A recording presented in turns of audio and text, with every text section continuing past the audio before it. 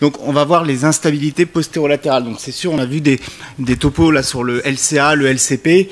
Oui, mais encore, il ne faut pas oublier les structures périphériques. Les lésions du plan postérolatéral sont une atteinte sérieuse et rarement diagnostiquée. C'est le propos de ce topo, c'est de bien se dire qu'il existe parfois des lésions qui passent inaperçues parce qu'on ne sait pas les rechercher ou bien on oublie de les rechercher. Il faut bien retenir ce chiffre que ces lésions du plan postérolatéral sont présentes dans 5% des lésions du pivot central, que ce soit le ligament croisé antérieur ou postérieur, et elles vont en faire le pronostic chirurgical de ces lésions. Pour bien savoir de quoi on parle, il faut comprendre d'abord l'anatomie, parce qu'à chaque fois qu'on parle du plan postérolatéral, il y a eu plusieurs définitions dans la littérature, et il faut essayer de recadrer un petit peu les choses. Donc, beaucoup de structures anatomiques sont rentrées dans ce paquet de plan postérolatéral, ou en tout cas de PAPE, comme vous le connaissez, mais je préfère appeler ça le plan postérolatéral. Et ces différentes structures, on a soit des stabilisateurs dynamiques, soit des stabilisateurs statiques. Alors, parmi les stabilisateurs dynamiques, on a tout d'abord le muscle avec le tendon poplité que vous voyez ici, qui s'insère sur la face postérieure du tibia et qui empêche l'hyperrotation externe. Donc associé à ce muscle, on a un stabilisateur dynamique. Il y a le biceps fémoral qui se met sur la tête du péroné pour la stabiliser, et le gastrocnémien latéral. Pour les stabilisateurs statiques du plan postérolatéral, plusieurs structures ont été décrites. Une des plus importantes que vous connaissez tous, c'est bien sûr le ligament collatéral latéral qui est étendu à son maximum à 30 degrés de flexion.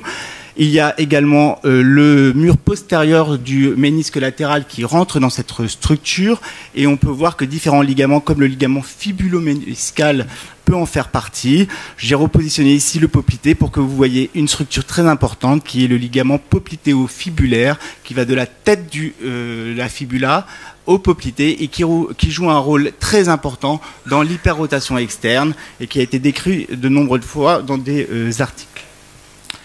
Associé à tout cela, il y a bien sûr les coques postérieures qui vont retenir l'hyperextension avec le ligament arqué qui est présent dans 70% des cas.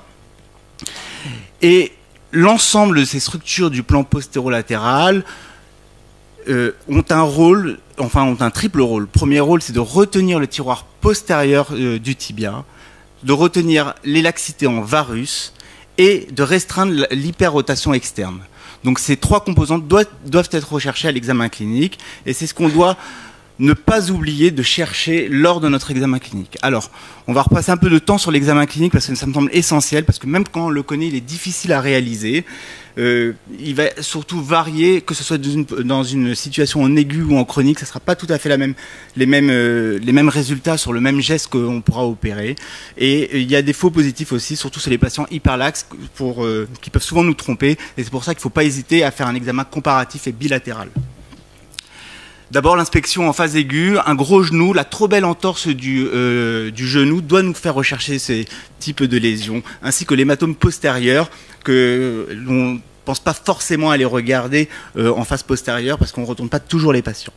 Après, en examen dynamique, il faut aller rechercher une décoaptation à l'appui monopodal en externe, comme vous pouvez voir sur l'image de droite, sur la caméra de droite, et puis la marche en récurvatum, comme vous pouvez voir à gauche. Le test en varus forcé doit se faire à 0 degré et à 30 degrés de flexion pour rechercher des atteintes des coques et du ligament collatéral latéral. Donc, lorsque le test est positif uniquement en flexion, c'est plutôt une atteinte isolée du ligament collatéral latéral, car on a détendu le plan postérieur au niveau des coques. Et lorsqu'il est positif en extension également, c'est plutôt une atteinte des coques et du ligament collatéral latéral. Le test de Houston est positif lorsqu'il y a un récurvatum avec une hyperrotation externe. Comme vous pouvez voir sur cet examen, on attrape l'hallux de façon bilatérale et on compare les deux. Lorsque ce test est faiblement positif, c'est plutôt une atteinte débutante des coques. Lorsqu'il est fortement positif, c'est plutôt une atteinte du plan postérolatéral dans sa totalité, avec un pivot central souvent associé. Le dial test, c'est le test d'hyperrotation externe que l'on recommande de faire en décubitus ventral, même si d'autres pratiques se font, à 30 et à 90 degrés. On le fait en décubitus ventral pour annihiler l'effet de gravité qui pourrait entraîner un tiroir postérieur en cas de lésion du ligament croisé postérieur associé. Lorsqu'il est positif à 30 degrés, c'est une atteinte du complexe poplité et on rajoute le ligament croisé postérieur lorsqu'il est également positif à 90 degrés. Le reverse pivot shift qui est assez difficile à obtenir avec une faible sensibilité et spécificité, c'est une réduction en fait du tiroir peut-être qu'on peut le revoir, c'est une réduction du c'est une réduction du tibia sous le fémur au passage de la flexion vers l'extension, au contraire du jerk test.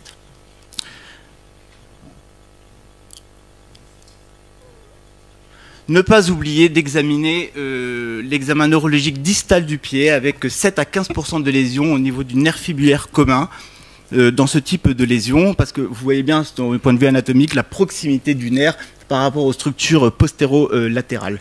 Et bien sûr, j'ai pas l'image qui passe, c'est pas grave. De bien prendre les poux de façon bilatérale, périphérique, au pouls pédieux, pour éliminer toute lésion vasculaire qui aurait pu arriver au cours d'une luxation réduite passée inaperçue. Donc il faut savoir y penser devant une trop belle entorse, devant un patient qui marche avec en décoaptant en varus, ou bien devant une échec de ligamentoplastie du pivot central qui résulterait de l'absence de correction de ce plan postéro-latéral. En résumé, sur l'examen clinique, ne pas oublier de faire surtout ces 3 examens, le test en varus forcé, le recurvatum test et le dial test. Pour vous aider, l'imagerie dynamique, et alors là, l'imagerie dynamique, elle peut se faire que de 2 façons. Soit vous allez la faire de façon manuelle, et vous pouvez demander à Dominique Follinet, qui a l'habitude de nous voir sur sa table d'examen pour pousser nous-mêmes sur les genoux et les faire ouvrir en extension et en flexion, ou bien avec un télos en extension et en flexion. C'est pas facile de le faire aussi en flexion, il faut bien penser à mettre le petit coussin, et toutes les équipes de radio ne le font pas. Si jamais vous êtes en phase aiguë, bien sûr, vous ne pouvez pas faire des examens dynamiques d'emblée, et il ne faut pas hésiter à mettre le patient au bloc opératoire sous anesthésie générale pour faire un testing, pour ne pas passer à côté de ces lésions.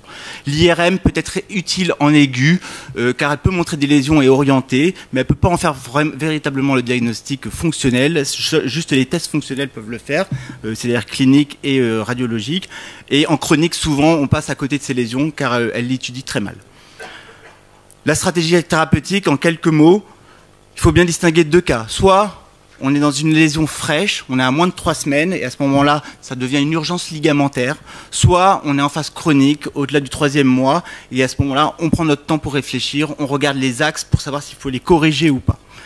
Si on est en urgence, on voit le patient, on en fait le diagnostic, ou en tout cas la suspicion diagnostique, et si jamais on a un doute, on n'hésite pas à faire un testing sous l'anesthésie générale. De ce testing va en découler une chirurgie ligamentaire sur ce plan postérolatéral qui visera à faire des reconstructions anatomiques. Beaucoup de techniques ont été décrites. Pour l'instant, on ne peut pas trancher sur la meilleure technique. Après 3 mois, on tiendra compte en fait de l'axe du patient. Si le patient est un morphotype en génuvarum, c'est un critère de mauvais pronostic à la réussite de nos plasties articulaires. Donc il faut le réaxer et faire des ostéotomies tibiales associées à nos ligamentoplasties. Je vous donne en une diapositive les résultats du symposium de la SFA de 2013 auquel nous avons participé, où on peut répondre à nos patients qui ont ce type de lésion, qu'ils auront un genou normal pour la vie de tous les jours, que dans presque un cas sur 2, ils seront reclassés au point de vue professionnel quand ils font un travail de force. Pour les sportifs de loisirs, ils pourront reprendre entre 70 et 90% du temps. Par contre, les sportifs de haut niveau et compétiteurs en pivot contact ne reprendront qu'entre 20 et 60% des temps. Le seul message que j'essaie de bien faire passer au décours de cette communication, c'est surtout de ne pas passer à côté de ces lésions et de les rechercher. Voilà, je vous remercie.